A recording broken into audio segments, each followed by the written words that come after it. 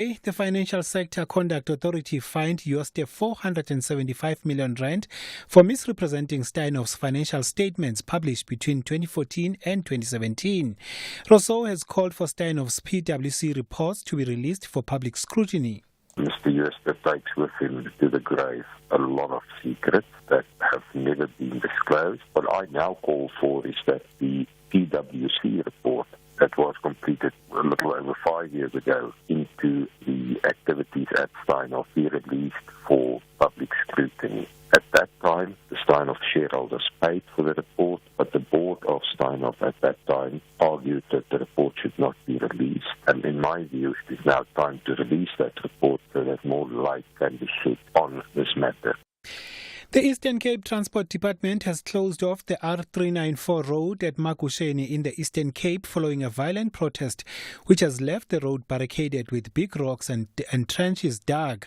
Provincial Transport Department spokesperson Unathi Pingose says there have been further reports of a truck that was touched, but officers are unable to reach the bent truck due to the state of the road. It's unfortunate that the head of the department has been forced to take this drastic decision. We wish to apologize to road users for this inconvenience. We know that it means spending more time on the road and, most importantly, spending more money on fuel with these diversions. But we urge them to understand that this decision is taken in the interest of their safety. Our law enforcement officers are on the ground while officials have been deployed to negotiate with the road users, with the protesters rather, and we hope for a speedy resolution to this. The National Prosecuting Authority has issued a stern public warning following a suspect impersonating advocate Mthunzi Maka. It's alleged that the suspect is using the advocate's Maka's name and posing as an NPA spokesperson. The suspect is also reported to be calling high-profile people promising to make their cases go away. Maka has advised members of the public to first verify by contacting him directly to avoid falling victim to the impersonator. And finally, police in Haiti say they've killed one of the country's top gang leaders. And Siulme, known as T-Greg, was the head of the Delmas 95 gang, which controlled an area on the outskirts of the capital, Port-au-Prince. The BBC's Leonardo Rocha reports. T-Greg escaped from jail earlier this month when gangs stormed prison facilities and released nearly 4,000 inmates as part of an escalating campaign of violence against the government. He was a member of the criminal syndicate led by the notorious gang leader Jimmy Chehizier, known as Barbecue. Earlier, a senior UN official in Haiti warned that the criminal gangs that control most of the capital were advancing into new areas of the city. Recapping your top story, ANC International Relations Committee Coordinator and NEC member Obed Bapela has congratulated National Assembly Speaker Nosiviwe Mapisa-Nqakula for taking special leave from her position following corruption allegations against her. Your headlines at 10:30 with N. Musa for SAFM News. My name is Luyanda Maume and I'm out. The Talking Point with Cathy Mohlahlana. Weekdays, 9 a.m. till midday.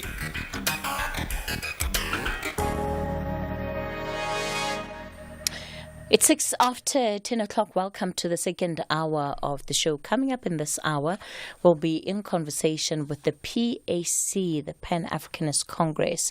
And of course, it's part of, I suppose I could say, our journey to May 29. We've been profiling the leaders of different political parties, and we'll continue with that right up to the elections. And so joining us today will be the President of the PAC, Mzwanele Nyonto. Before we get to that particular interview, lots of WhatsApp voice notes from the open line. We'll take a few of those.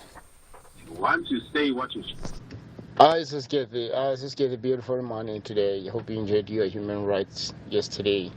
Look, says Cathy, you see, like I've been hearing a lot of people since the inauguration of President Cyril Ramaphosa. This guy is not playing, guys. This guy is not playing. If there's any president since freedom, apart from former President Rolihlahla Mandela, that South Africa should be proud to have at this current moment, is this president. You know, there's something people don't notice. Have you noticed that there's one case that was only against Ramaphosa, which is Phala, meaning is the only thing that they had on him. So these guys propping everybody. You see now the Mapisa Ngagula, there is a Steinhoff guy. He committed murder before he was arrested. Those kind of things. There's a lot going on. The SIU is doing the job, and big up to him. Kwena. I was Cathy Mohlahlana. No CV where he's on the spotlight now. Now, the thing that caught my mind is this one of her lawyer saying they want to protect her not to be arrested. I was Cathy, how can you protect someone who stole the money? It's like you are promoting corruption. These lawyers, in other words, they are promoting corruption. And I want to know, Sivio, when we were busy talking about corruption on SAFM, on all these platforms, she was just saying, look at these fools. ANC can do in Bloemfontein. Katie, good morning. It's Ndumiso from Brakpan. Yeah, I also fall into that group of people who don't believe that Umakas Yusta is actually dead. Unless we see his body in the mortuary, in some box or otherwise, perhaps that's when I will actually believe that, yeah, he's dead. Otherwise, like one of the callers said, he's probably sitting somewhere in some island drinking coffee. You know, these high-level cases, especially here in South Africa, it's just unfortunate that you never know exactly what's happening. You know, I mean, take the Senzo Meyiwa case, it's up and down, dragging for the longest time. Look at the arms deal case, Kazuma, up and down, dragging for the longest time. You don't know exactly what's happening. You know. Especially with cases where people have deep pockets or otherwise. Jay, you never know what's happening. And it's just unfortunate. I believe none of it. I believe none of it. Good morning, Cathy. This is Matebola. I'm just checking on this social media if I can see a link of a body of Josta being carried away to the mortuary or to wherever, but you're still not yet seen it. Seems like Gavin Watson's story will be similar to this one. But let's wait and see. Maybe we'll see when he is buried. Good morning, this is Matebola. Hi, Cathy. Good morning to you and the listeners. Here's my take with regard to Mr. Marcus Yuste, is that cowards die many times before their actual death. That's it. He's a coward. He ran away from the mess that he did, and now the only way out is to kill himself. That's very, very cowardice. Thank you. Bye. Hi, Cathy. Bandum Chiselwa here. It feels like we've seen this movie scene before with the previous Steinhoff CEO, and I hope that our justice system will not fail us and take the next person on the line to persecute for this case, because it cannot just go into thin air. People's monies and livelihoods were messed up in this process.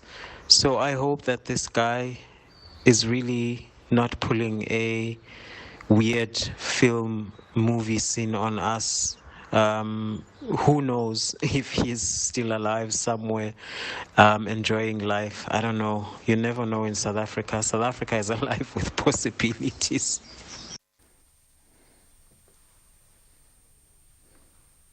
Those who love the beautiful game can never have enough of the incredible moments. Like the fascinating last-minute goals, the unbelievable saves, the top-of-the-range reviews of critical match scenarios by the legendary Mr. Ref, the mummies of the week, and highly knowledgeable analysts. Catch Soccer Zone on Mondays at 8 p.m. Live on SABC Sport on DTT Channel 4 and SABC 1 at 10 p.m. Also available on SABC Plus and SABCSport.com. Hashtag We Love It Here. Proudly brought to you by SABC Sport. For the love of the game. And we would buy 500 cars, and we would buy 500 more. So sell your car for the best price, and we won't think about it twice. We buy cars, we buy cars. Da-da-dun, da-da-dun, da-da-dun, da-da-da-da-da.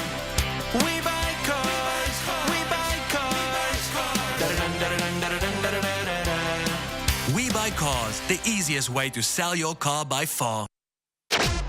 The Talking Point with Cathy Mohlahlana. Weekdays, 9 a.m. till midday. All right, we continue the conversation on The Talking Point. Let me welcome onto the show this morning Mzwanele Nyoncho. He is the president of the Pan-Africanist Congress. And of course, your organization recently held its manifesto launch. Good morning to you, sir. Thank you for your time this morning. Morning to you, Cathy, and morning to your viewers. So how would you describe, I suppose, this season of campaigning? I know yesterday was also quite a big day for the PAC out in Sharpeville with the Sharpeville massacre and the commemoration of Human Rights Day. We'll get to that in a moment. But more broadly, how would you describe this campaigning season, especially for your organization? It's a good season. And I can simply describe it by saying, as PAC, we've been participating in elections, but this time we're contesting. So it was a good season. It is a good season for us because we are a strong organization, a united organization. So it's a great season, and we're looking forward to the actual results on the 29th of May. What about it makes it feel different for your party? Because you've been around for a really, really long time, and of course, despite the fact that ideologically there are so many people that buy into the views of the PAC, that support the views of the PAC. In fact, I think we've had a number of parties on this very program so far that have confirmed as much. And, you know, even in the context of potential coalitions and who parties are more likely to work with, the PAC is a name that has come up often. But it doesn't seem that you've always been able to translate that support into actual votes on voting day. So what about the season feels different to other election seasons that you've been part of, other campaigns that you've been part of? Because you've been part of, contesting elections since 1994. True. Yeah, you're right, Cathy. You remember, as PAC, we had our own challenges. And we had our own problems, and we understood then that when we, of course, our message resonates well with the people because it is what people believe in, but nobody would vote, for example, for people who are fighting, people who don't have confidence in themselves, and it was very difficult for people to vote for us. And they were telling us, even you journalists were telling us that, no, you've got problems, you must resolve your problems and so on. So this season is different because we have resolved all those problems. And as I was coming here, I was listening to you, and I said, Cathy, man, can't raise this thing now, not anymore. Mm-hmm. That is this man real president of the PAC? There's no such now. But there was such a question before, mm-hmm. and it was the reason why some of the people, even some who were even members or sympathizers of the PAC, would say, no, resolve your issues. Mm-hmm. Now that issues are resolved, we can feel it. What gives you confidence of the fact that issues of division around the organization, and in particular around leadership, have been settled once and for all? No, they've been settled once and for all. Firstly, they've been settled internally by party founders, processes, mm-hmm. leaders, former leaders, and so on, when they called all of us in Kimberley into a unity conference. Of course, after that, the courts also settled it. They even issued a declaratory order that this is the legal PAC leadership. And so that has been settled. And what makes it more, I mean, even the one person who left kept on declaring himself as the president of the PAC, has just joined Al Jamaa, and we wish him well in his new political home. Okay, I wasn't aware of that. So by and large, then you don't expect to suffer from the impact of individuals that have previously gone out there to say, no, you can't vote for this PAC because the people in charge are not representing the real PAC. You believe that because of the elective and the unity conference you're talking about, because of the court processes, that it has settled the matter to the extent that anybody who is out there claiming that this is not the right PAC, claiming that the leadership is illegitimate, has no leg to stand on. Not at all. Not at all, Cathy. Not at all, I can assure you.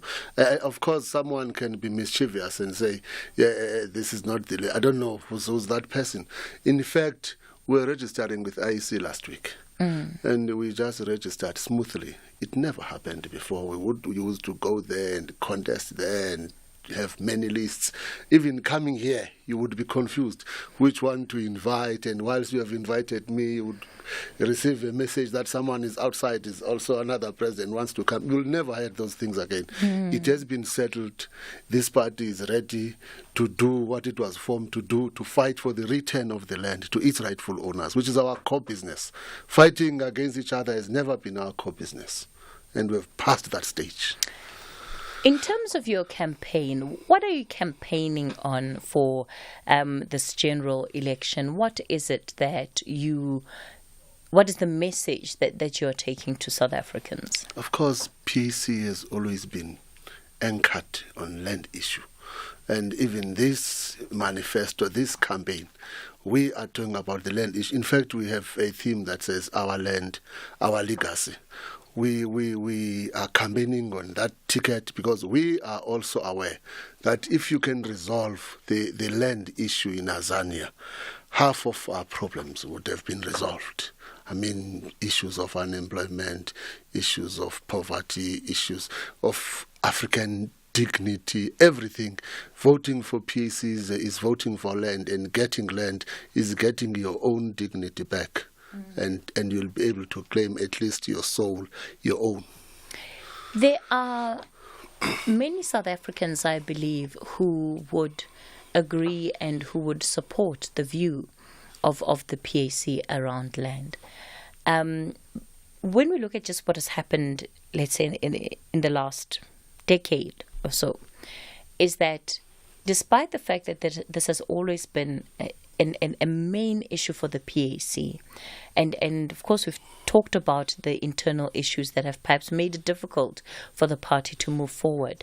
But you look at an organization like the EFF, they seem to have made more progress speaking on and championing the issue of land within the public discourse and in the hearts and minds of South Africans, more than a party like the PAC. What happened there? Why, when people talk about land expropriation without compensation, why are they referencing the EFF as the party that has fought this thing in Parliament? You've been in Parliament since 1994. Interestingly, even the EFF is telling them that even this thing of land was also taken it from the PAC. Yes, they're not denying that, but the point is... And we are happy that somebody other than PAC is raising this land issue. And we are happy that everybody now is realizing that without resolving the land issue, this country is not going to be free. We're happy with that. And of course, some people have been saying, no, we've not been voting for PAC because of what we have been discussing here. And some people are back and they are telling us that, no, you understand what was happening, and now we're back in our own organization. So let's wait and see on the 29th of May. But you'll see that people are going to come back and vote for the PAC. And we understand what was happening, and we took the blame. we had to take it because it is us who were here and causing all these problems. So at least we took the blame, and it's very easy to resolve your problems if you admit that you did have problems at some point. I suppose my question is, how is it that other organizations have seemingly been able to cement the issue of land as a national issue and be a voice around that issue greater than the PAC? What have they done that you did not do, when in fact you are the ones that have been raising this issue right through from the Freedom Charter? It's part of the reason why the PAC has not fully bought into the ideas of the Freedom Charter. So it's been a bugbear of yours for a long time. And I just want to understand how it comes about, or how it arises that then it is not the PAC that is at the forefront of the conversation around land in this country. But Cathy, you know, honest people are saying it, that PAC has been talking about it, which means people understood that PAC has been saying about this thing. But for them not to vote for PAC, it's another story. But you are also saying it, that we have been talking about this land question, and we've not been changing our message. It remains the same message. And maybe it was the way some of us were taking it to the people, I don't know. But this time, because I can only speak on behalf of this time when I'm the leader of this organization, that we are positive, that we are going to get results. We are going to be voted by African people because they understand PAC message and they understand this land question as the issue that has always been a PAC program since 1955, you're right, just after the Freedom Charter. When we look at your elections, election results, at least nationally, 2014, 0.21% of the vote. 2019, 0.19% of the vote. That gave you one seat in Parliament. And, 32,677 people voted for you in the last election. Are you optimistic, genuinely optimistic, that that's going to change? Yes, genuinely optimistic. Fortunately, figures don't lie. You'll also be here. Yes, it will change. How many members do you have currently? As PAC members? Around 55. I mean, I'm talking about card-carrying members that have renewed their membership this current year. We're still renewing. Around 55,000, yes. So you have 55,000 members on the books? Yes. Do you know how many members you had in 2019? No, I don't. Okay. I'm not sure how many were there. All right. So you've not gone back to the record to see whether or not the party is I'm not sure how many we had at the time. Remember, only in 2019, it was just after the conference. And it was just after the Mavundla settlement. Court settlement in Pretoria High Court, where they said we must talk and do the list. In fact, actually the list of the PAC was done in court. So many people were not happy about that. They were even telling us that we are not going to vote because we have elected this one as the president, and the court made this one the face. Remember, was elected as the president and the face was somebody else, and we accepted it because we did not want PAC not to be on the ballot paper. So we had those problems in 2019 elections. So and we're also trying to take all these factions under one roof. So I'm honestly not sure how many members were there at the time. So how do you gauge whether the party is growing or not? What becomes your indicator? So I hear you when you say you've got 55,000 members currently. But how do we know whether that's good or bad? It's because, firstly, we gauge them by the previous local government elections. Okay. We participated in those elections with 8 councillors nationally. And we did not register in all municipalities because we did not have money. But at least where we registered, we received we've got 23 councillors today. So that's growth. We doubled what we had in 2014 or 2016 local government elections. And also, I'm crisscrossing the country. I see warm bodies in meetings of the PAC. Yeah, everybody sees warm bodies, Mr. Nyontra. Everybody. I mean, we see full stadiums. No, we don't pass people. We call meetings. People are using their own monies to come to PAC events. Maybe they just wanted to come and hear what you have to say, or they know they're going to have some lunch afterwards. No, we don't have lunches. We don't even afford lunches. It's a nice social gathering for those people that are politically awake.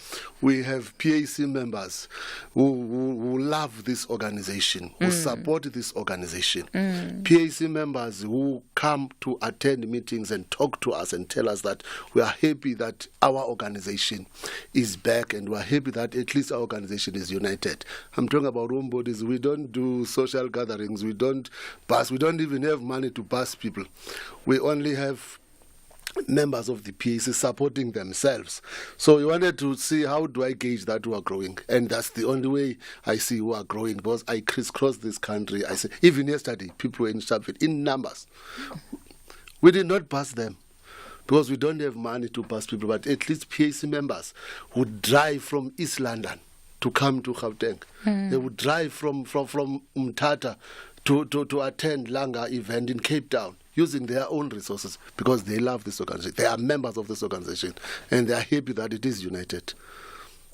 Don't mind me being a skeptic on it. It's because I understand. Almost every Friday I've got a leader of a political party in that chair telling me the same thing. So I'm allowed to be skeptical about it. You're allowed to sort of speak from your own experience and what you believe that these warm bodies will translate into. But, remember, like I said, for me every Friday, this is what I'm being told. I'm being told that the masses are behind us. They're going to support us on May 29th.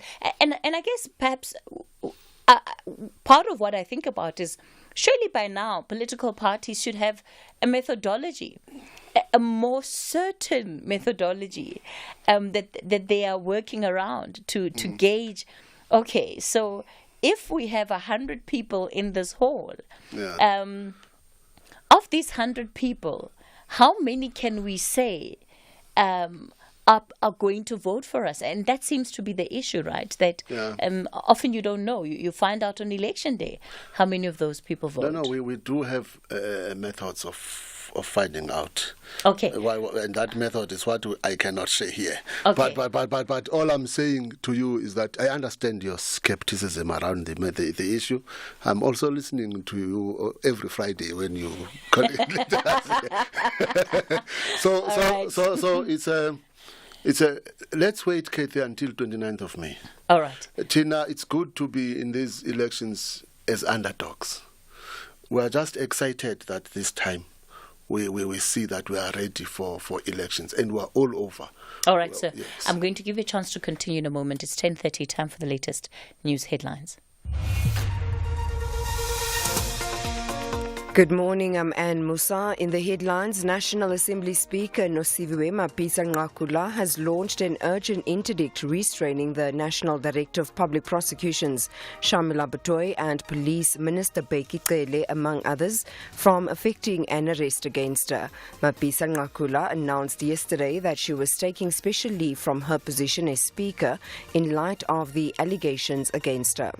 Professor Yanni Rousseau says the death of former Steinhoff CEO Marcus Jooste does not bring the Steinhoff case to close.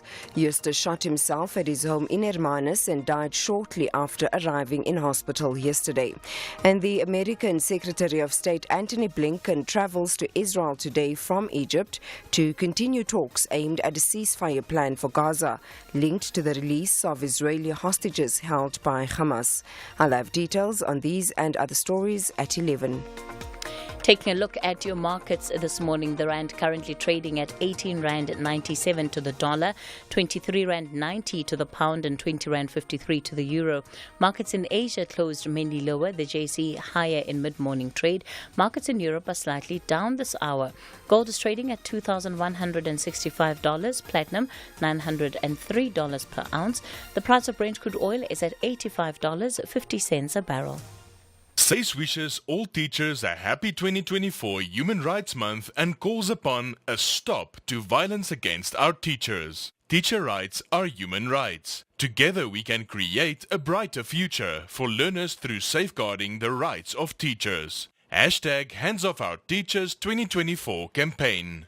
Proudly brought to you by SACE, the South African Council for Educators. You can make great things happen with the Powerball jackpot guaranteed at a massive 98 million rand this Friday. You heard right. Play Powerball for the guaranteed 98 million rand today, and you could make it rain lots of cash this March. Buy your tickets now in store on nationallottery.co.za, the mobile app, cell phone banking, or simply dial *120 *7529# for USSD. Panda, Pusha, play. Players must be 18 years old and play responsibly. Ituba is the proud operator of the National Lottery.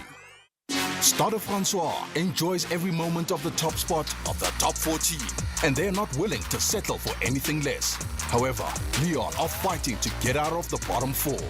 This is the great contest of the French Rugby League. Catch the nail-biting clash between Starter Francois and Lyon this Saturday, 23 March at 6 p.m. Live on SABC Sport on DTT Channel 4. Also available on SABC Plus and SABCSport.com. Proudly brought to you by SABC Sport.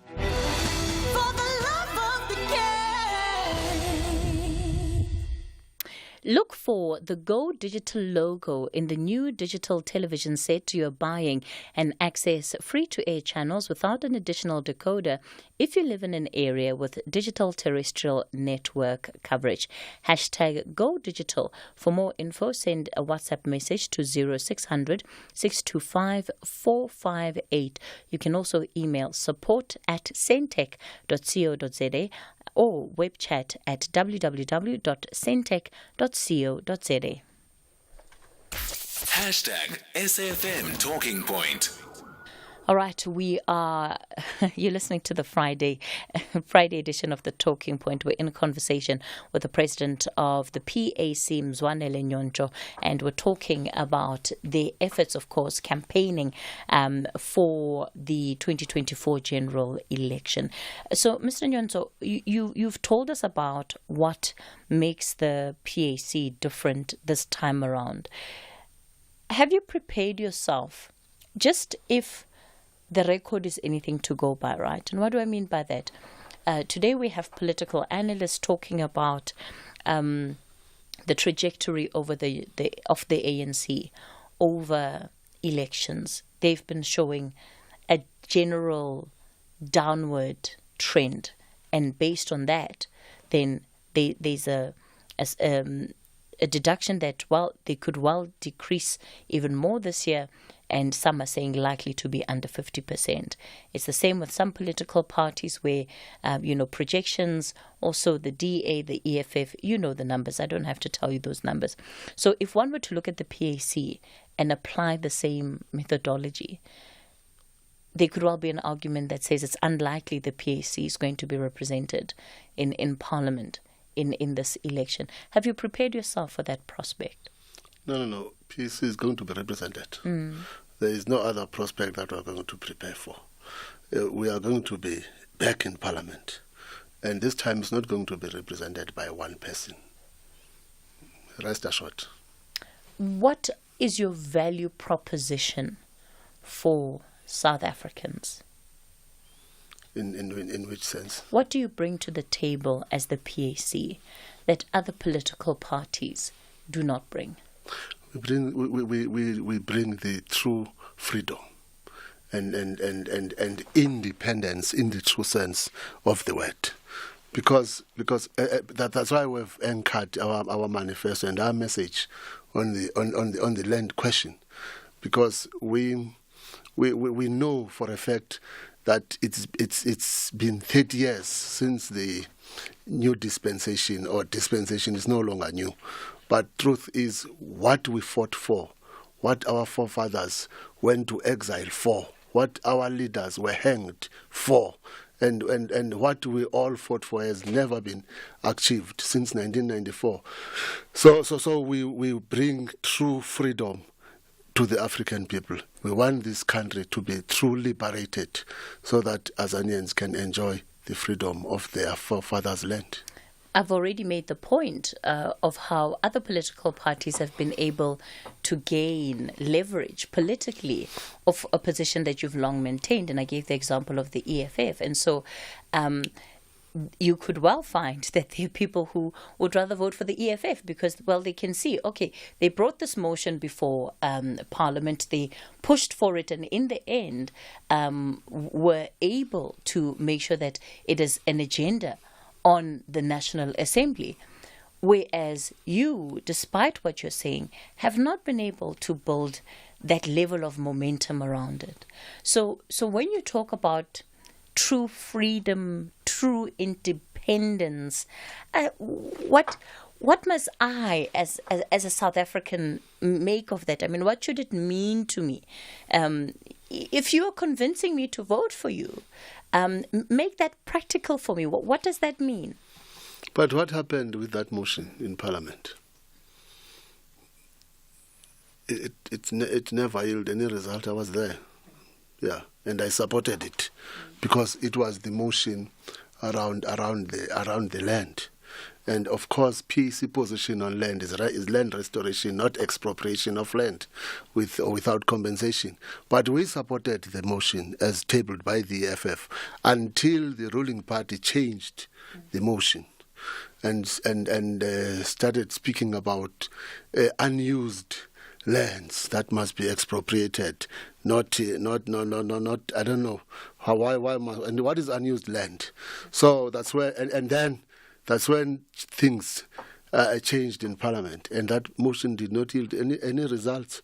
So we are clear on the question of land, and also the voters, as you are saying it, they understand. Even in Parliament on the day, we went there, we spoke, and we told African people that the PAC is fighting for land restoration. But of course, on the agenda, there is expropriation of land as tabled by the EFF. We supported it then. But then when it was about to be voted in, people did not even come to Parliament to vote for that item. That's why it did not even make it. We were there, we were given a chance to vote, but people did not even attend. Even the ruling party that changed the motion of the EFF, they did not attend there in numbers. You could see that they just wanted this thing to fail because nobody is really interested in addressing this land question. I mean, in a way, it should be addressed. So voters out there understand, and we made it clear to them that we're in Parliament, we participated, this is our message, this is our speech, this is what we said, and all of a sudden we thought people are serious about the land question, and they did not. You see, so voters out there know that PAC's message remains the same, and we are serious about this land question. And my question, I guess, was also perhaps more broad, just beyond the issue of land, to say, when you talk about freedom, when you talk about independence, for a South African that doesn't have food on their table, has a child trying to get a job, is having difficulty, is in corporate South Africa, having difficulty, is in public South Africa, also dealing with the problems that the state faces. What are the solutions to the problems we have more collectively as a country that the PAC is bringing in? And that's why I asked, what is your value proposition to South Africans as a party that differentiates you from other political parties right now? Yeah. See, Cathy, we are in politics because we want to change people's lives. And we are hoping that South Africans will give PAC a chance and vote for PAC in numbers. But then if that has not happened, but PAC is voted in Parliament, we really wish to talk to other political parties. It has started already. We are doing it because that we must talk and resolve the problems of the African people. Because look, I'm staying in the rural areas, and where I stay, people there do not even know what does this freedom mean. I mean, they just had nothing. They don't have roads. They don't have jobs. There is crime. The kids are not working. There are graduates who are sitting them. You see, I think it's one of the poorest communities in South Africa where I stay.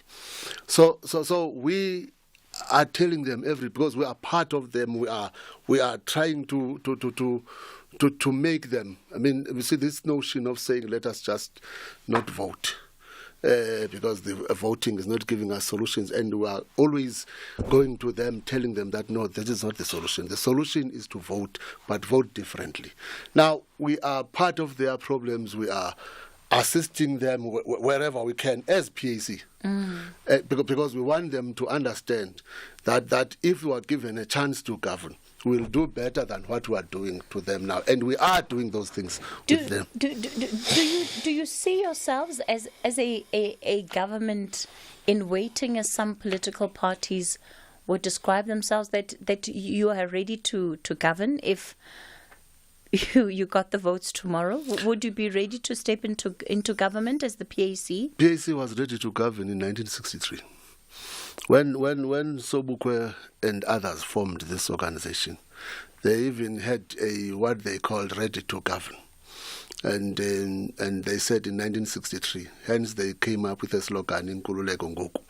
They said PAC was going to govern in 1963, and of course it was not to be, because they were all arrested. Others yes, but all I'm saying is that PAC is ready. Is seen as a shadow of its former self. No longer. It's no longer seen. It is not necessarily. You are sticking on this narrative of shadow. No, it's not a narrative. I think it's your narrative. No, Mr. Nyonto, remember, you and I are coming at this from different sides. I'm dealing with what is in front of us, what the numbers are telling us of the PAC. Let me respond to you. We are ready to govern. That's why we're contesting elections. It's not just about survival. No, it's about governing. It has never been about survival. This organization fought for freedom when there was no prospects of survival. This organization sacrificed lives. It was not the question of survival. This organization was built on the blood of our forefathers, of our leaders. It was not the question of survival. We are ready to govern. We don't have to survive. We must liberate our people. It's not about us. It's about people. It's people who are suffering out there. All right. I'm going to take your call. 086 000 2032 is the number to dial. 086 000 2032 on the WhatsApp voice note line 0614 104 107. All right. We've got lots of messages and voice notes too. So let me kick it off with some of those that have come in. And of course, I'll give you an opportunity to respond to the questions and issues that our listeners are raising. Morning, Cathy. It's Sunday. Cathy, can you just ask Zanele Nyonso there if they've actually ever considered forming a coalition of the progressive forces? Because if they don't do it, I see the comeback of the enemy. Thank you very much. Bye. Good morning, Cathy. Can you please ask the president of PAC, when they canvass, I don't see their former presidents canvassing with them, the likes of Letapam Patlele and Narias Moloto. Why is that so? Peter Maila Machaba from Letswata. I'm just curious. Hi, Cathy. Your guest there, the Honorable President of the PAC. I think, the land question really is something of a red herring that these parties like EFF and the PAC are raising. Black people don't need land. Black people don't want land. What are they going to do with it? People are not interested in farming. People are interested in the future, in technology, etc. What is land for, really? I mean, it's a red herring that I think these political parties are using to try and get followers to support them. For what? Even if people get land, what do they do with it? I mean, look in the rural areas. People have land in the rural areas. What are they doing with it? They're still living in abject poverty. I don't see how land is going to get us out of this quagmire that we're in. Jobs and an increased economy based on future technologies This is Shakes in Soweto. Thanks very much. Year after year, the PAC is losing members. in the parliament. The number is dwindling. The youth do not resonate with their policy and stance. It's said when Themba Godi moved out with the APC, he took the chunk, Patricia de Lille took the other. And it's said with Themba Godi, he's out, he will never come back. The same way that PAC is also going. In this 2024 election, they may be left with one seat or none. Just like UDM, they are going down. NFP, ACDP, Pastor Moshe, they're all going slowly and slowly. After all, with the advent of the incoming MK, many parties are going to bleed, not just only ANC, even EFF and DA. So the days are dark for PAC. All right, so let me give you an opportunity to respond to some of those questions and issues raised by our listeners. All right, the first one was saying, are we ready to work with other progressive organizations? Oh, yes, we are. That's why yesterday in Sharpeville, we were, in our own commemoration, we were joined by Makashule's organization, ACT. We were joined by Herman Mashaba's organization. We were joined by Musi Maimane, Azapo, and many other provincial registered organizations in Sharpeville. And it means we are ready to work with other progressive parties. Anyway, we've been talking to organizations like your EFF and ATM. We're working cooperation agreement with Azapo. So yes, we are ready to work with organizations beyond elections. And then with former leaders of the PAC, I don't know, even yesterday, President Mohlahlana was part of us in Sharpeville. In fact, 2 weeks ago, he was launching a book in Limpopo, and I was also there campaigning. Other former leaders, your Dr. Peku and Dr. Mohuba, they are old. I think 2 years ago, I addressed both their birthdays. So we're talking to former leaders of the PAC. Unfortunately, with Narias Moloto, he's joined Al Jamaa, and the president of Al Jamaa has just confirmed in an SMS that they are in our list. So there's nothing we can do about it. But former leaders of this organization are working with us. Anyway, we are here because of them. So this one was saying the future is bleak for the PAC. I know. He got it wrong. We are going to come back to Parliament. And we are not measuring ourselves with other organizations like MK and others. We are focusing on getting votes for PAC and keep visibility and keep our message and make sure that we'll get votes for the PAC. So we are not measuring ourselves with we are not going to bleed because of MK. That's not going to happen. How would you describe what you see as a progressive or progressive forces or progressive parties? No. I'm sure I was responding according to the caller, but we are ready to talk to anyone in the parliament. In politics, you can't say I can't engage this one. We can't engage this one. No, that's not true. We will engage everyone. Every political party that comes to us will talk to them, including the ANC. We can't say, no, you can't talk this way. I visited Zuma a month ago, and people were saying, no, you can't visit the former president because he did this and that and that. What's wrong with that? We must go and listen to everybody who says, no, I want to share my... What did you and him talk about? We spoke about everything. What's everything? It's everything in this country. Everything. It was a courtesy call. It was not a formal meeting. So we spoke about everything. And why were you meeting him? It was a courtesy call.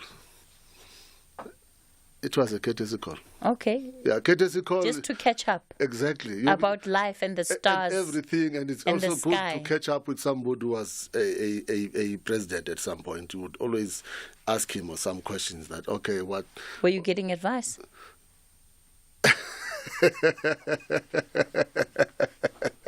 We're talking about everything, Cathy.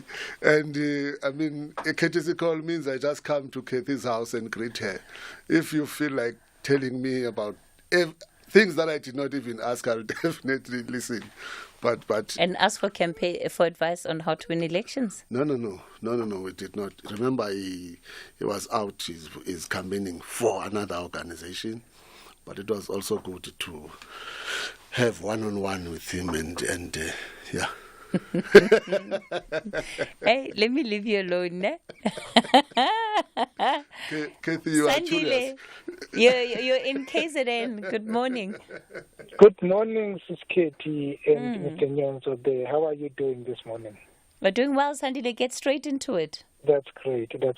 Now, I think, Katie, you're actually asking a very pertinent question when you ask Mr. Nyonzo, why do new formations seem to be more vocal on the policies which were advocated by the PAC before? That's a very pertinent question, and I think Mr. Nyonzo is being evasive. He's not actually coming out clean there to tell us what have they actually done to diagnose that particular problem, because we know that the issue of land, PAC has been actually advocating for that particular policy. But now the EFF has just taken over to talk about the issue of land. So he must actually tell us if they've been actually sabotaged themselves by the internal squabbles. He must just come up clean and tell us that, no, the internal squabbles, the infighting, if the PAC is being infiltrated, he must also tell us that the PAC has been actually infiltrated. And not being evasive, because at the moment I can hear you are trying to dig the response or the answer to that, but it is not actually coming out clear. So I think he must actually tell us what he actually believes, if they have actually diagnosed the problem, why the PAC is being overtaken by these new formations, because honestly, the PAC has got good policies, but for me, it seems as if I don't know. There's something that is actually missing in the PAC. And Katie, one last thing, Katie, before I actually exit, I just want to warn our black political parties. I think they are seated on a comfort zone. And I strongly believe that the right wing is not actually sleeping. So one day they will actually come back and will be actually regretting. Thank you very much, guys. All right, Sandile, thanks for that contribution. Brian in Cape Town. Good morning, Brian. Good morning to you, Cathy, and to your guest. Cathy, I don't want to pretend to know the numbers of their membership currently, but I know in the mid-80s, they had quite a substantial following, and that actually dwindled after Kodesa, because the then president, a former president of the PAC, Sepanya Matapeng, I think his name was, he was vehemently opposed to participation, collaboration with the capitalist regime and the imperialism at Kodesa, and he wouldn't participate. And at that time, they had quite a substantial following, and it dwindled since then. My point to your guest is that, I don't see I changed my view on in voting for one simple reason. I would never support any voting in the past, but I think we have a real opportunity now, if those who want to get rid of the corrupt ANC, to form alliances. I would say a tactical vote is what is required to support the alliances if you want to get the corruption of the ANC, if you want to overcome that. All right. But, it's like a case of like Rosa Luxemburg and Lenin and all those socialists, Trotsky. They said that participation within the capitalist regimes are opportunistic. it's opportunism. Leaders want to become rich and enrich themselves, and they use all kinds of language to hoodwink the public. But I think, like in my case, I would really use a tactical vote to overcome the corruption that we see in this country, because if we don't overcome the corruption, then our problems is going to increase tremendously. All right, Brian, let's leave it there. Let me go to Qinele in Ngobo. Good morning. Hello, Cathy. Yes. Hello, Cathy. Yes, sir. Go for it. Well, all that Comrade Nyenzo says is achievable. But it is going to take a change of attitude on his part. One, if he can go easy on people who do not agree with him. Two, if Comrade Nyenzo can reciprocate to people who have given him a gesture, who under the Mavundla agreement agreed to send him to parliament like us, but decided to torpedo that agreement. If he can go easy on people like Narius Muloto, if he can tone down, I think he is going to get it right. And goes. All right. Thanks for that contribution. And of course, those are the contributions of our listeners. We're edging towards news. I don't want to do you wrong by not giving you an opportunity to respond. So what we'll do is that we'll steal 5 minutes of the Friday wind down to give him an opportunity to respond to the questions that you have raised. It's time for the latest news update. Let me tell you about my newest obsession. The formidable Mazda CX-60 3.3-litre turbo diesel. It's sophisticated, it's powerful. The silky smooth oomph of that six-cylinder marvel took me by surprise. I felt invincible. Kilometers vanished. When I wasn't driving it, I was thinking about it, longing to return. Succumb to its powers. Experience the Mazda CX-60 3.3-litre turbo diesel for yourself. The boxing ring will be dominated by hard punches this Friday night. Two-time South African welterweight champion Tulan Evolution Mbenge will confront Leandro Ariel Fonseca from Argentina in the international bout. The Mzansi Africa versus Argentina battle will continue in the main bout, the World Boxing Council WBC Silver Cruiserweight title fight between Tabiso the Rock Mchunu and Yamil Alberto Peralta Jara. This is the Mvelo Boxing Promotions Tournament. Catch the action on SABC Sport on DTT Channel 4, live this Friday 22 March at 7 p.m. Then on SABC2 at 10:30 p.m. Also available on SABC Plus and SABCSport.com. Proudly brought to you by SABC Sport. For the love of the game.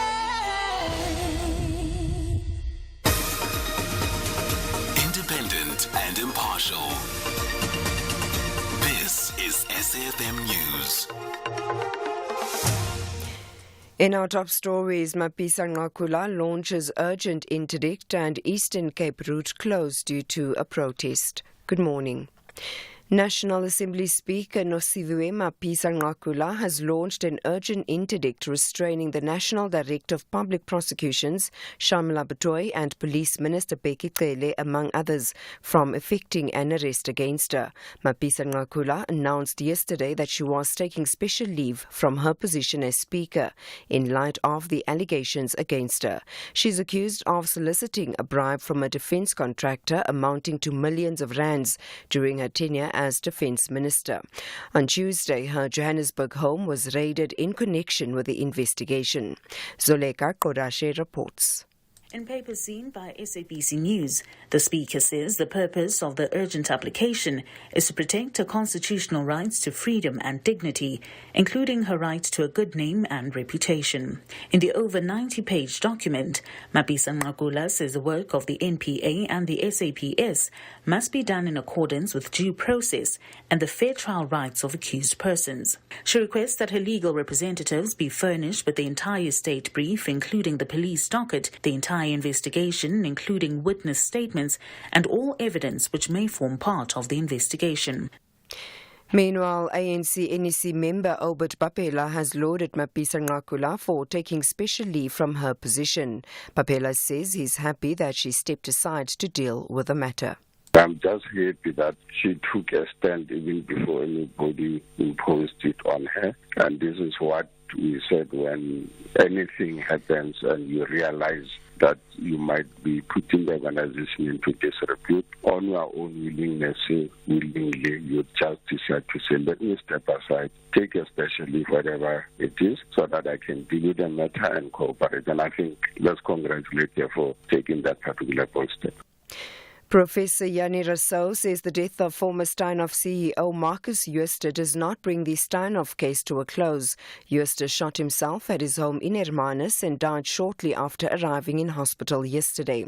On Wednesday, the Financial Sector Conduct Authority fined Jooste 475 million rand for misrepresenting Steinhoff's financial statements published between the year 2014 and 2017. Rousseau has called for Steinhoff's PwC reports to be released for public scrutiny. Mr. Jooste takes with him to the grave a lot of secrets that have never been disclosed. What I now call for is that the PwC report that was completed a little over 5 years ago into the activities at Steinhoff be released for public scrutiny. At that time, the Steinhoff shareholders paid for the report, but the board of Steinhoff at that time argued that the report should not be released. And in my view, it is now time to release that report so that more light can be shed on this matter. The body of a hiker has been recovered from a stream in Pretoria. Tshwane Emergency Services spokesperson Charles Mabaso says its personnel were notified of a drowning incident at Nkwe Permaculture east of Pretoria. Mabaso says that when they arrived at the scene, divers and security technicians were informed that a man aged between 25 and 30 had allegedly slipped and fallen from a rock into the stream while he was hiking with a friend.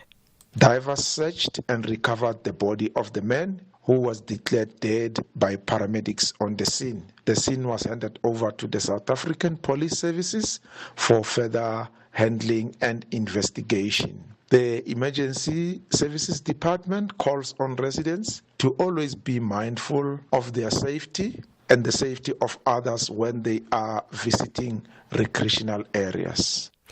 The Eastern Cape Transport Department has closed off the R394 road at Magusheni in the Eastern Cape following a violent protest which has left the road barricaded with big rocks and had trenches dug.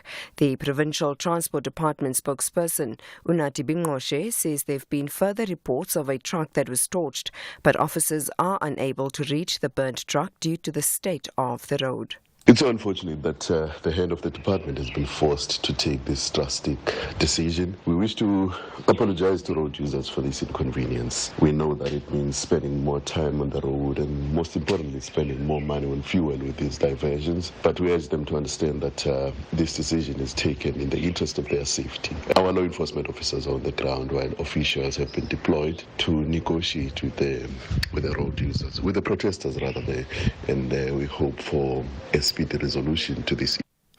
And finally, the American Secretary of State Antony Blinken travels to Israel today from Egypt to continue talks aimed at a ceasefire plan for Gaza, linked to the release of Israeli hostages held by Hamas. The BBC's Tom Bateman reports. Antony Blinken's visit to Cairo focused on a plan to secure future Palestinian control in Gaza with the backing of Arab states. But without a breakthrough in the ceasefire for hostage release deal between Israel and Hamas being negotiated in Doha, the talk will amount to little. Mr. Blinken said he believed a truce was possible, that the gaps were narrowing.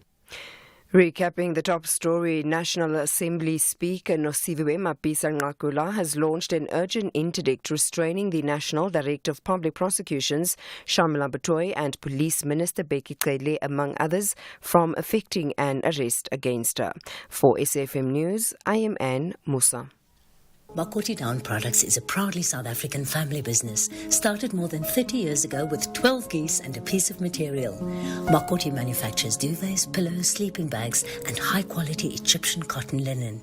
Our down products are suitable for people with dust mite allergies and come with a lifelong guarantee. And we offer a nationwide cleaning service for all your feather and down products. Visit us at makoti.co.za or call us on 041 992 395. For quality down, Makoti Down. Namibia and Zambia will share the court, but no outfit agrees to lose the match. They both understand that jubilance comes from victory. This is the 2025 Regional Netball Qualifiers Africa. The road to the Netball World Youth Cup Gibraltar 2025. Witness the clash of Southern African neighbors at the Rembrandt Hall, University of Pretoria. Namibia faces Zambia this Friday, 22 March at 12 midday. Live on SABC Sport on DTT Channel 4. Also available on SABC Plus and SABCSport.com. Proudly brought to you by SABC Sport. For the love of the game.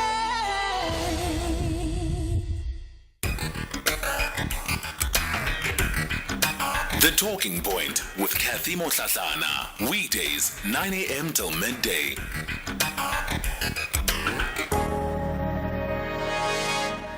It's 8 after 11 o'clock. Welcome to the third and final hour of the Talking Point this morning. Of course, it is supposed to be the Friday wind down, and I promise we are going to get into it shortly. I just wanted to give the PAC President Mzwanele Nyoncho an opportunity to respond to the questions raised by our listeners. Unfortunately, the time was just a bit tight going into news. So, Mr. Nyoncho, very briefly, I'm going to give you a chance to respond to some of those issues raised by the listeners around the approach that the PAC is taking. Of course, there was a question about your own role and the extent to which, you are able to take stock of perhaps your own behavior, at least according to that one caller who says, just go easy on people than what you do. Yeah, true. Let me first respond to the caller in KZN who said I'm evading questions. Sandile. But then, Cathy, first thing I said here was that our internal problems were the reasons why the PAC was performing badly. I admitted that. I said it here. I've been saying it everywhere. So I did not run away from that question. And I said now that those problems are resolved, we are ready to perform better. I said it. So I did not run away. Secondly, I can only say to Brian in Cape Town, we are just expecting that tactical vote. He said he has not been voting, but he feels that now he must vote because a corrupt government must be removed. So I really expect his tactical vote to come, of course, to the PAC.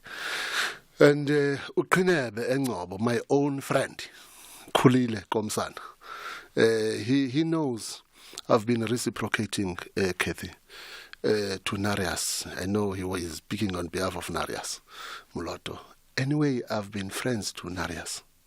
And it's me who stepped down in the Mavundla settlement. Because Mavundla said, if you are both calling yourselves presidents, this case is not going to go ahead and PAC won't register, where we had only 5 days. And Narias said, it's me or nothing. And I said, if it's you or nothing and PAC is going to suffer, then I'm stepping down. And I did. I stepped down in court and he became the face of the PAC. And the settlement said, after 6 months, go for a Congress. And we went for a Congress and then I was elected.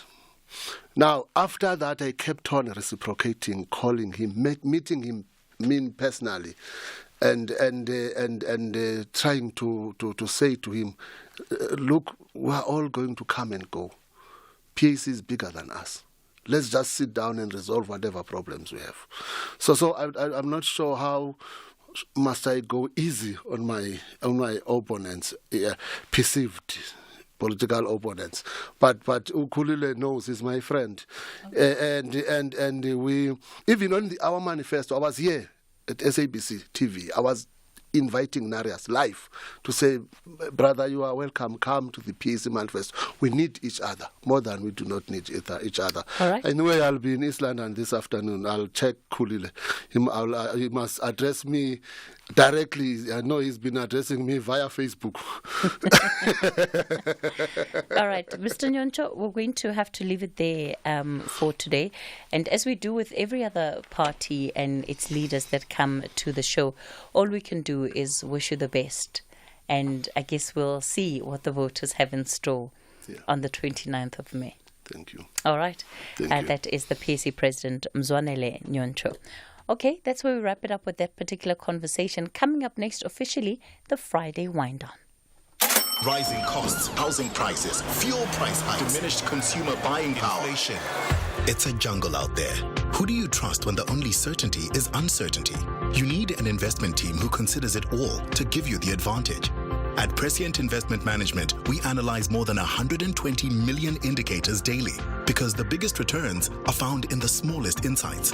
Discover the future of investing at prescient.co.za. Prescient Investment Management is a registered FSP. TUT Matsatsanza FC ladies are hungry for victory and refuse to let their opponents shine. However, City Lads FC believe they will enjoy the final dance when the ref blows the final whistle. Who will play fascinating football for the entire duration? This is the Hollywood Bet Super League. Catch the queens of the beautiful game. TUT Matsatsanza FC ladies versus City Lads Ladies FC on Sunday 24 March at 2:30 p.m. Live on SABC1. Also available on SABC Plus and SABCSport.com. Hashtag we love it here. Brought to you by SABC Sport. For the love of the game. The Friday Wind Down. Kick off your weekend the right way.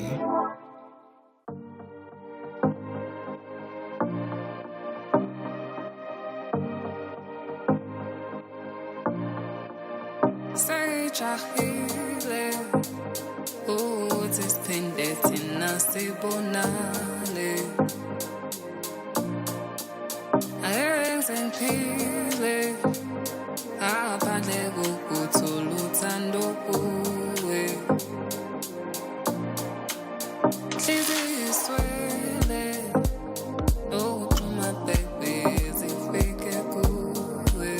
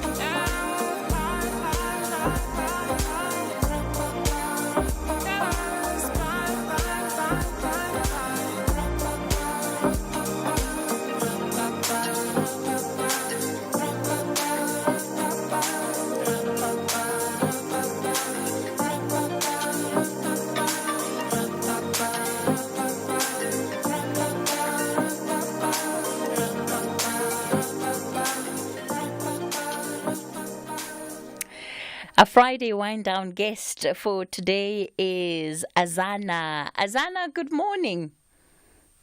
Good morning. How are you? I'm great, thank you. It's a pleasure to have you with us on the show for today. Of course, many people would know that song. It's been such a big song in South Africa.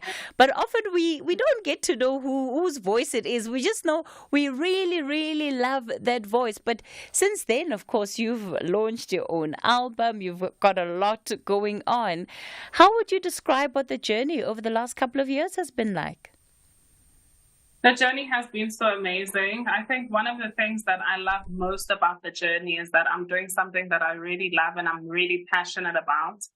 So even though nothing is really that easy in life, some things come easy, some things don't. So there's ups and downs, but I'm always really just happy to be singing and to be doing something that requires me to be creative, because I grew up being a creative child. So it has not been the easiest journey, but it has taught me a lot, and it has given me the opportunity to meet different people, to work with different people.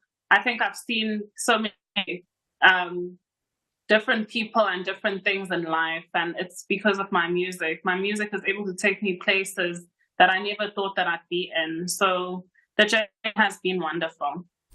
Azana, often in an industry like yours, the music industry, people talk about the big break, right? There's this idea of, just the one song that really launched you, into at least the hearts and mind of the masses. If you're to think about it in that context, do you have a big break? What was your big break?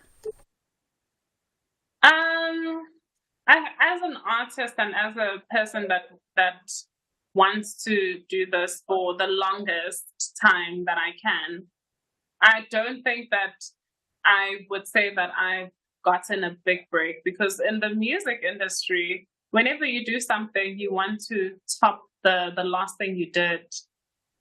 And you're always thinking, what's next? If I was to have a big song right now, we just released Maye Maye, which is getting a lot of love. But what I'm always thinking is, what's next? You get what I'm saying? So the big break for me, I wouldn't say that I felt a big break. I felt a continuous need to work all the time. But that's also not a problem, because I love what I do. But for me, I wouldn't say that I think I've had the big break. I think I've had the opportunity to do what I love, and people are appreciating it, and it just keeps me going. I'm always able to keep going. Let's talk about some of the projects then that you have worked on. Of course, in 2019, I think that was really when you were introduced to South Africans on a national scale, and it was with Sanel Musician, and that song that you guys did together, Uhuru. What was that experience like for you? And now also, I take completely what you're saying about not necessarily looking at your career in the context of a big break. So all of these significant journeys and milestones along the way, we might think of it as South Africans as, okay, 2019 was a big year for Azana, but you could have a completely different perspective. Yep. The perspective is completely different, because I don't remember ever having a big break. Like, I don't. When the song was going viral, when my first song, Your Love, it was even lockdown. So I don't know how it feels to have a big break. Actually, I've always when the album came out, even it was lockdown, and it took quite some time for the country to even readjust. People are only getting comfortable now after so many years after lockdown. So the era that I was introduced in was a very different era, I think, for the rest of the world even. So it was a very, I don't know, but I that's why I say that my experience is different. What I can say, 2019 for me was a year of so much validation. for me and my music career. And that's where I saw that people take me seriously as an artist. That's where I got to work with Sanal Musician, who is a giant, you know, and who is one of the best we've ever had in South Africa. So to have worked with someone who was so good at the beginning of my career when I was only 19 it really validated me, and it really gave me strength to even tell them at home that this is what I want to do. And it gave me so much confidence as an artist. So it really it helped me start my career. That's what I can say about 2019. And Azana, how would you describe the music that you release, the projects that you take on? In other articles that have been written about you, people describe you as an Afro-pop, soul, R&B musician. How do you describe yourself? Yes, they are right. I like that. I like how it sounds, because it does resonate with it does resonate with what we're trying to bring across. Another thing that I would really love for people to know about the music, how I feel about it as well, is that when it comes to me as an artist, I don't like to box myself with the genre. So what they know me as now is what I've shown them. But really, the music is not limited at all. Like, you will find Azana can actually do reggae. She can actually do Afro-tech. She can do house. She can do Afro-pop. It just so happens that the songs that people know the most might be Afro-pop. But I am an artist, not an Afro-pop singer. And then one thing that I always make sure, what we always do with the team, is make sure that the music is soulful. No matter what genre it is, we specialize in soul. So the music is soulful, and the music is filled with love. I'm such a lover. So everything that I do, I wanted to express love in some way. So it's warm. It's always lovely to listen to, and it's soulful and spiritual. Yes. Azana is our Friday wind down guest, and of course today we not only get to know her a little better, but of course we bring you more of the music, because what is the point of it all if not to actually wind down? So we're going to play more of Azana's music and continue the conversation with her.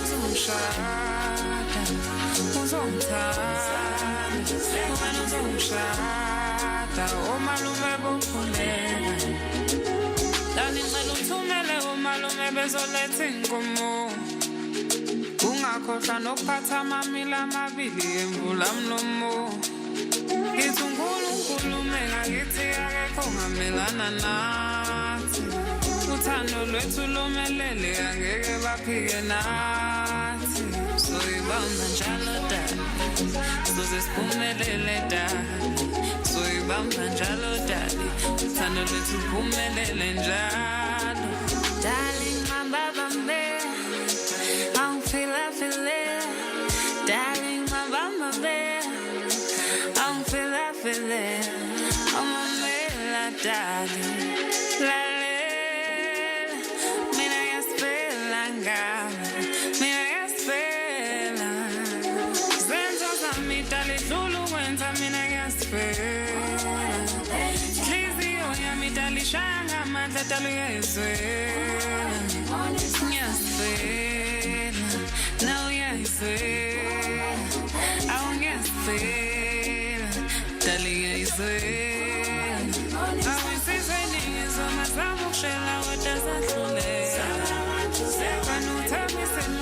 uzoletha omalume bokhuleka wena uzongishada uzongithanda wena uzongishada omalume bokhuleka wena uzongishada uzongithanda wena uzongishada omalume bokhuleka.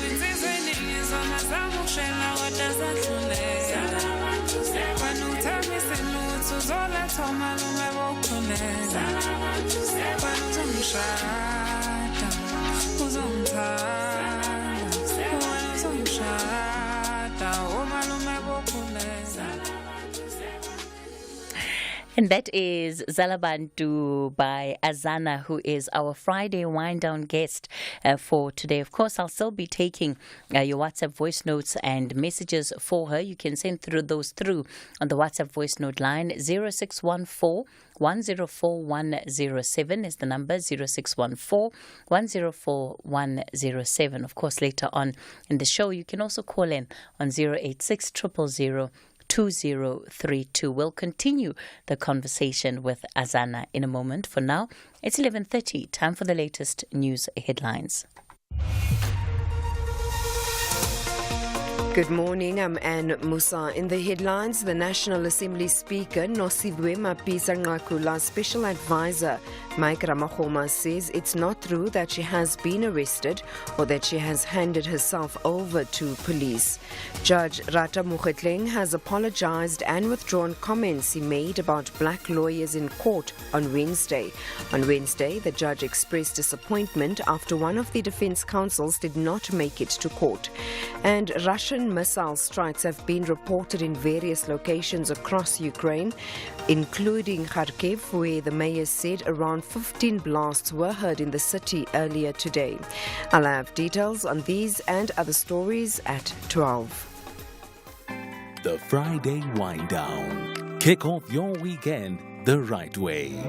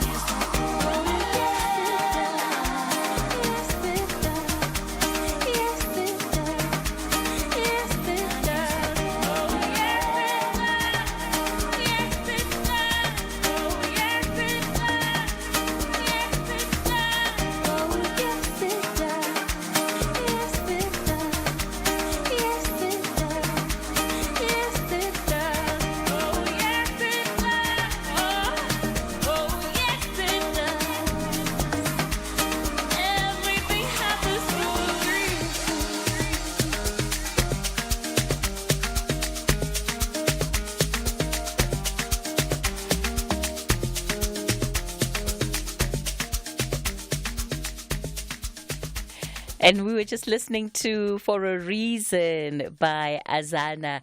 Oh, Azana, what a lovely, lovely one. That's a lovely remix there.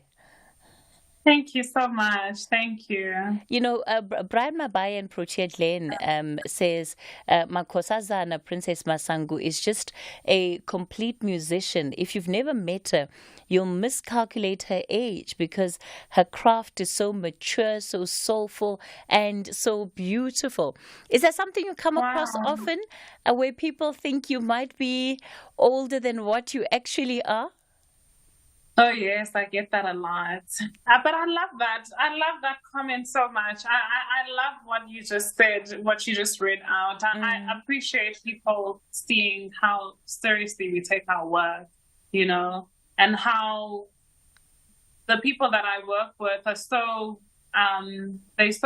they've been here for years, so that's why it sounds the way that it does, you know. So I appreciate it. Age is something that people can look at and think their own thing. Maybe the way that I look as well. I grew up people thinking that I was always older because I was tall. So it's never been a problem when I hear that. You know, part of your story that I also find interesting is that even though you've always had a strong sense of you wanting to pursue a career in music, you enrolled for law. Where did law come from? Why not decide to pursue an academic career in music?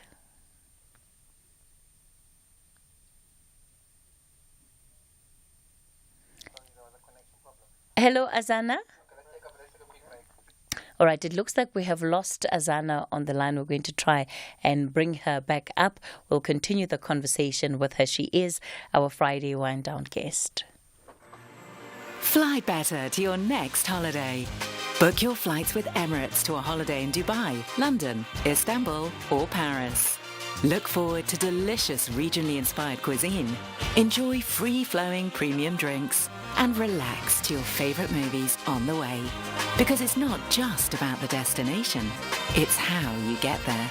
This year, fly Emirates. Fly better.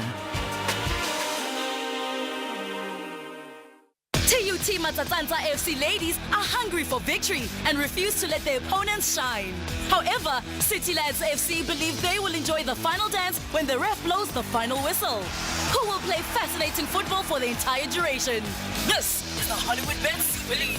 Catch the queens of the beautiful game. TUT Matsatsanza FC ladies versus City Lads Ladies FC on Sunday 24 March at 2:30 p.m. Live on SABC1. Also available on SABC Plus and SABCSport.com. Hashtag we love it here. Brought to you by SABC Sport. For the love of the game. Stade Francois enjoys every moment of the top spot of the top 14, and they're not willing to settle for anything less. However, Lyon are fighting to get out of the bottom four. This is the great contest of the French Rugby League. Catch the nail-biting clash between Stade Francois and Lyon this Saturday, 23 March at 6 p.m. Live on SABC Sport on DTT Channel 4.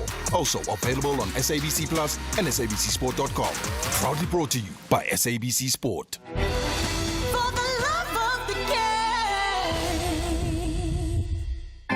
Celebrating our music heritage right here on the Friday Wind Down. We continue the conversation on the talking point. Azana is our guest for today. So, Azana, I was asking you before we lost you in the line. Firstly, let me just double check. Can you hear me loud and clear? Yes, I can. Okay, fantastic. So one of the questions I was asking you just before we lost you was, you've always been clear about the fact that you want to pursue a career in music, and yet you enrolled for law when it came to your higher education. Where did that come from? The wanting to do law was just out of pure interest. Like I knew from when I was 6, I knew I had already told my parents that I was going to be a musician, and I told them, I was like, I know that it's something that parents don't really feel comfortable hearing when their child wants to take the creative route. But I made it clear to them. But, as you grow up, you realize how much your parents have sacrificed so much for you to get a good education. And the last thing you want to do to them is to give them something that they're not really sure will work out. So for me, taking the law was really to just show my parents that I wanted to do what I wanted to do, but also make them proud at the same time. And not just me telling them that I want to sing, and then I go to studio, and then I wait for my big break. You get what I'm saying? Yeah. So my parents have sacrificed a lot for my education. So I also was wanting to show them that as well, that I do take them seriously. And I would love to do something and have an education as well. So that's what it was. It was that.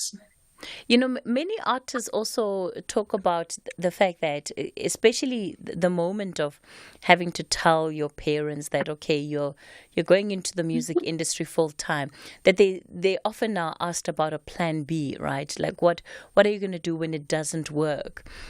Because I think there is that recognition that, often lots of people will try and they simply won't succeed, not because they're not talented enough, but due to whatever, factors. It's never because of talent. It's never because you're not talented enough. It's everything around you. So when parents hear that, when they're like, if I spent most of my life saving up for my child's education, and then when they're 18, they tell me, I want to sing, you get frightened, So I understood. I really did. So how did you manage the two? Because on the one hand, you were still going through law school, the other working on all of these big music projects, including your own album. How did you balance the two? I don't think I balanced the two very well, because it was me getting recognition by a lot of people, a lot of messages coming in, a lot of new changes that were happening in my life. And then you also have to submit 2 things the following day, or 3 things, or you have to walk to campus at 6:30 a.m. in the morning. It wasn't something that I think I took well, but it's something that I really tried to do. In life, you must just try. And I won't lie if I tell you that. When I tell you that I tried, it's something that I think I did sincerely, with all my heart. And when you were in class, did your classmates know? The other students, did they know that this is Azana, or did you keep a pretty low profile, just in terms of the work that you're doing in the industry? I don't talk about things that I do and things that I'm going to do. So I think I try to keep a low profile, but people know. And I got so much support from my university. They really did celebrate me a lot. It wasn't something that I told people, but as time progresses, people talk and they're like, yeah, it's her. So even when I walk into class, now I'm realizing that I think I'm becoming a celebrity. It was the most funniest thing ever. And I still have to be a student as well. It was a very interesting experience for me. Oh, that's wonderful. Yeah. That's wonderful. And did you manage to finish? Are you done now, or are you still busy with it? No. My friends that I was with in school, they're going to be graduating next year, and unfortunately, I couldn't graduate the same year as them because I had to pause my studies to finish my second album. As I told you, I don't think it was something that I was handling very well, because I really want my music to work. So I decided to pause my studies, and I spoke to my parents. I set them down for them to understand that it's not me turning my back against them. It's just me choosing what I feel like is right for me right now. Because in the music industry, you always have to keep your toes. You always have to be on your tippy toes. So it's just me doing things at my own pace. But I'm not saying that I'm leaving anything behind. I just need to do things at the time that I will be comfortable doing them. All right. Look, Azana, you're still so long. I mean, you're still so young, rather, and you've got a you've got a long time. You've got a really, really long time. I always say, that if you're studying and having to balance studying and work, especially when you're in your early 20s, as long as you get to it by the time you're 30, I think you'll be fine. At least before the credits that you have received on whatever you've managed to do before they prescribe, as long as they're still valid, then the window and the opportunity is still available to you. So when you look it's a pleasure. When you look at what you want to do going forward, of course we're talking a bit about your new album that you've released towards the end of last year. And what is the work that you're hoping you'll be able to achieve through that album? I really wanted to staple myself in the industry as a consistent artist. I wanted for people to really hear how I write my music and how I think and how I feel. So that album was my feelings ever since I had dropped my first one. And I just really wanted something that doesn't necessarily need to be very commercial, but I wanted to get my audience that will really understand me. And I think the people that have listened to this album really understand who Azana is and where she's trying to go as a brand. And it's not a loud album. It's not a very let's go, get shy or get down. But it's a beautiful one, and it's me just speaking my mind and me trying to convey it in a very soulful way. So I just really wanted to feed my audience with this one. And I wanted to, I wouldn't say do soul for the last time, but I wanted to just release this soulful album before I change and do other genres as well, because now I'm venturing on to soulful mapiano. And so I wanted to give my audience just a little bit last taste of what we have. And now we're going to go to the streets and go get house music done and all of that. But it's something that I've always wanted to do. And that album that we just released was purely for the Azana fans. It's almost like you read my mind. That the word amapiano was on the tip of my tongue, Azana, because obviously it's such a big genre, especially for young people now. And there also seems to be this pressure, that for people who are doing other genres, that the only way that you get onto the wave or the momentum is to do an amapiano song. How do you deal with that pressure, especially because you're young and this will be the things that other people your age are listening to, what they would also want to hear? How are you managing that? At the beginning, I really did feel the pressure.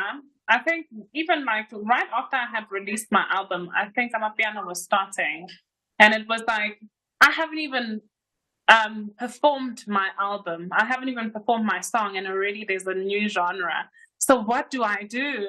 And it took me quite some time to understand that there's always going to be new things in the industry, and people are always coming and going. So my mindset shift from that to literally trying to find what works for me, but still accommodating the masses. So I had to sit down with my team, and we found specifically an amapiano that makes sense to Azana. So what you're going to be hearing is amapiano, but it's mixed with a lot of soulful elements that I think that what we're going to be releasing now is got a little bit different to what people see as amapiano. So that's why I say that the pressure is no longer there, because now we're able to take what people love and we'll show you how we can do it, you know? And when another thing comes again, we can take that again and be like, let's show them how we do it, rather than listening to, now that 3-Step is coming, I have to go to the biggest 3-Step producer and want to be in studio with them. No, we're no longer in that rush. And we don't ever want to be in that rush, especially if you want to be in the industry for long. You need to be able to make means with what you have, but still accommodate people. So I'm going to be dropping a soulful EP, a soulful amapiano. Oh, that connection to Azana is not great. It's letting us down this morning. All right, while we try to actually get her back on the line, perhaps let's bring you more of her music. I was hoping that we would be able to close off with the song, but it doesn't look that way. We'll have to give her a chance just to tell us about the new EP that she's going to be releasing.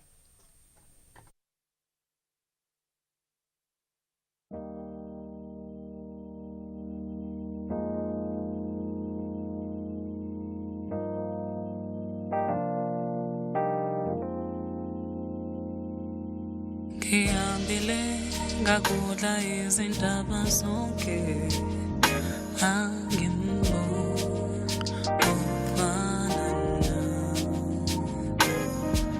ngikudlile ngalahleka ngaphinde ngazithola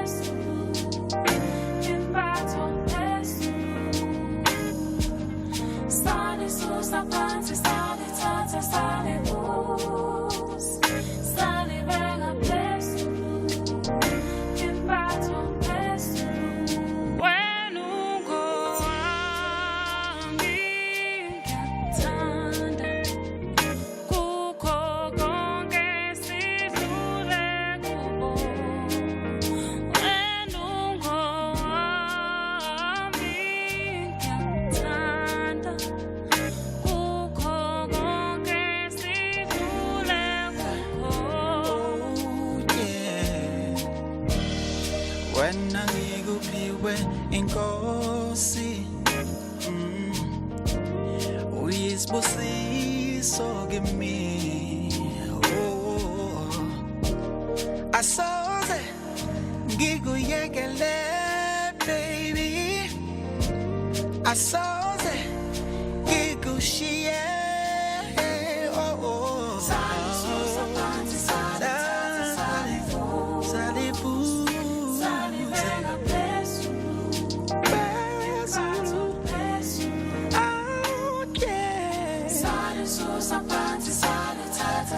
When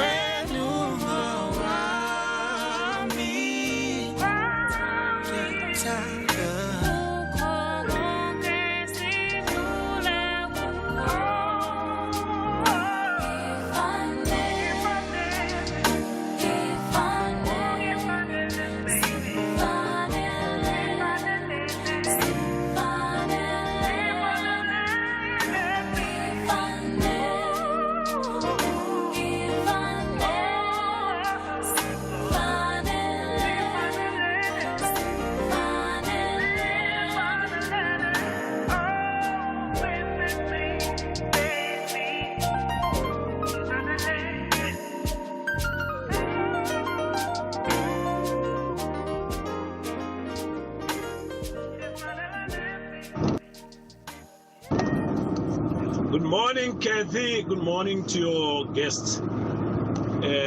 Oftentimes, the listeners enjoy the music and they enjoy the musician, and they will come and say, I want to write a song to you. What does your guest say? And most of those people who say they want to write a song, like the last time it was Uncle JJ who wanted to write a song for the other musician. They are genuine. What does she say? What does she think about those people? Thank you. It's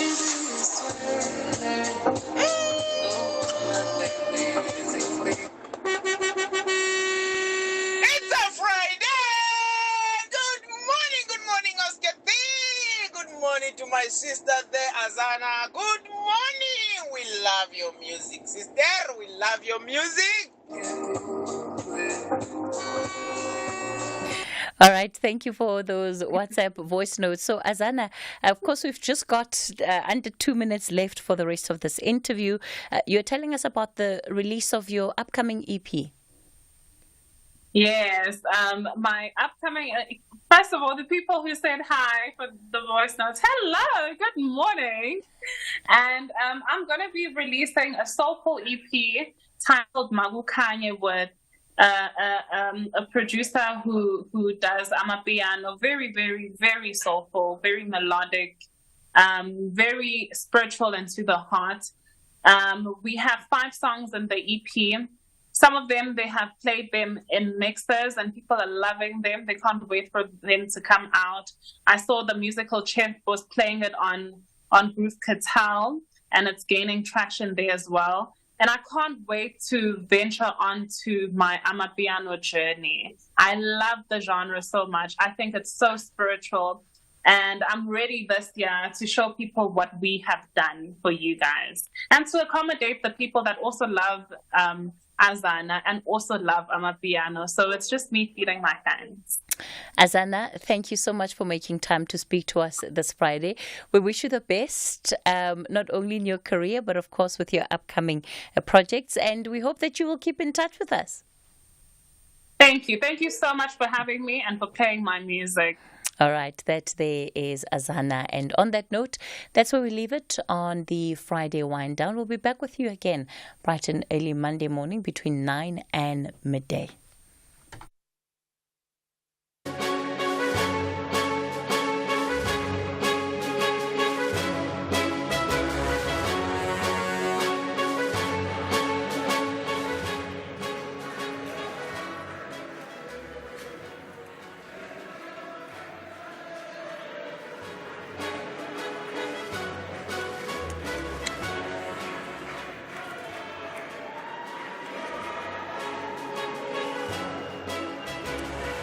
Good afternoon to you and welcome to Update at Noon. And today it's a special day as we have our special broadcast. It's an elections debate live from here. You can hear the singing in the background there. We are live from Messina, in fact, at the Nansfield Multi-Purpose Centre. This is where political parties will be battling out for the hearts and the souls of the voters. There will, of course, be this debate that, will include some of the political party representatives here telling us what is in store for the voters in this province.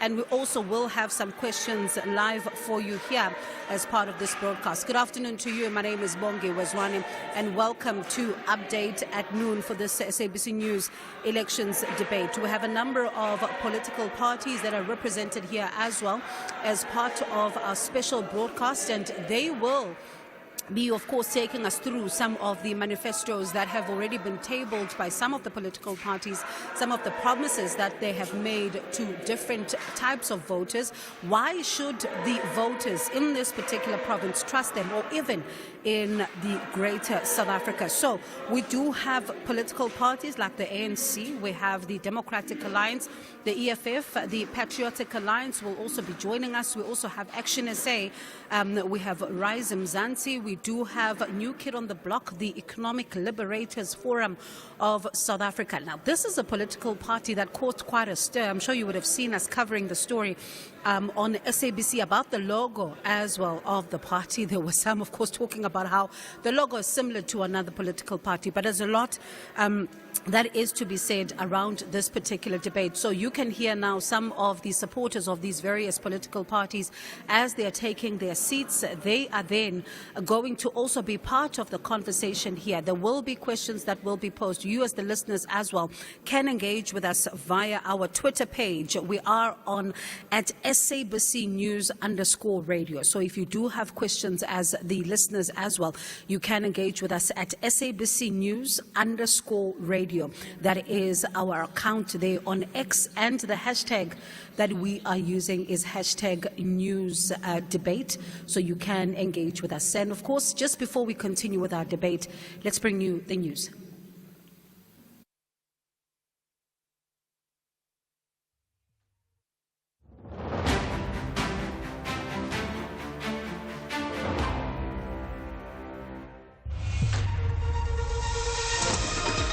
SABC News, independent and impartial. In our top stories, claims of Mapisa Nqakula's arrest denied, and Judge Mohlahlana withdraws remarks on black lawyers. Good afternoon. National Assembly Speaker Nosiviwe Mapisa Nqakula's special advisor Mike Ramahoma says it's not true that she has been arrested or that she has handed herself over to police. Earlier, UDM leader Bantu Holomisa posted on social media platform X that she had done so. Mapisa Nqakula has decided to take special leave in the wake of corruption allegations against her. Ramahoma explains. The reports that have been doing the rounds about the alleged arrest of the Speaker of the National Assembly, or that she has handed herself over to a police station in Pretoria, are completely untrue. They probably stem from an irresponsible tweet by the leader of the UDM, Mr. Bantu Holomisa. The Speaker is at her house with her family, and this morning she did submit an application to request the NPA to give a full disclosure about the nature of an investigation and the details thereof. Ramahoma says Mapisa Nqakula has applied to the NPA for more information regarding the allegations against her. This morning she did submit an application to request the NPA to give a full disclosure about the nature of an investigation and the details thereof, which is already been sent to the media. And she has got no access or no information about the kind of case and its details, and therefore is unable to defend herself through this trial by the media. Judge Rata Mohlahlana has apologized and withdrawn comments he made about black lawyers in court. On Wednesday, the judge expressed his disappointment after one of the defense counsels did not make it to court. 5 men are on trial at the Pretoria High Court for the murder of the Bafana Bafana captain Senzo Mehiwa, who was shot dead in October 2014. Judge Mohlahlana conveyed his apology just before the trial resumed this morning. I admit that my comments could be interpreted as intemperate, ill-advised, ill-considered, and offensive. And if that is the perception of the accused and their representatives and persons outside, even the public and the BLA, then I want to state that I unreservedly, without any conditions, withdraw the comments which I made in that Wednesday afternoon because of the events that played out here. Acting Premier of the Northwest, Nono Malloy, says in effort to curb unemployment in the province, they will implement the gas-to-power energy project to create over 20,000 jobs next month. Presenting his State of the Province address last month, Malloy said the province is one of only 3 that recorded the largest unemployment increase in the third quarter of 2023, creating over 61,000 jobs. He says the Northwest should be the richest province because of its minerals. Northwest is supposed to be one of the richest provinces in the country because of the mineral resources that we have. The majority of your mines in the country are in an area called Bojanala region in Rustenburg. And the unfortunate thing is that the majority of people who are employed in those mines are not necessarily from the Northwest province.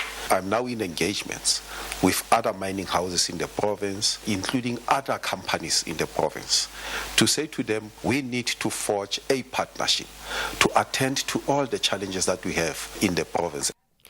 Today marks World Water Day, a day established by the United Nations in 1992, which seeks to advocate for the sustainable management of fresh water resources. World Water Day also serves as a reminder of South Africa's own history with water scarcity. Executive Manager for WaterCan, Dr. Pharrell Adam, confirms that the country is indeed facing a water crisis. I would like to say that we have a crisis. I think that government says that no, we don't have a crisis because they define the crisis in geographic terms where nobody has water for an extended period of time. I think we need to look at water in both its quantity, its quality, and its access, and then define a crisis. And I think if you're looking at it that way, in South Africa we have a crisis. Recapping the top story, National Assembly Speaker Nosiviwe Mapisa-Nqakula's Special Advisor Mike Ramokgoma says it's not true that she has been arrested or that she handed herself over to police. For SAFM News, I am Anne Musa.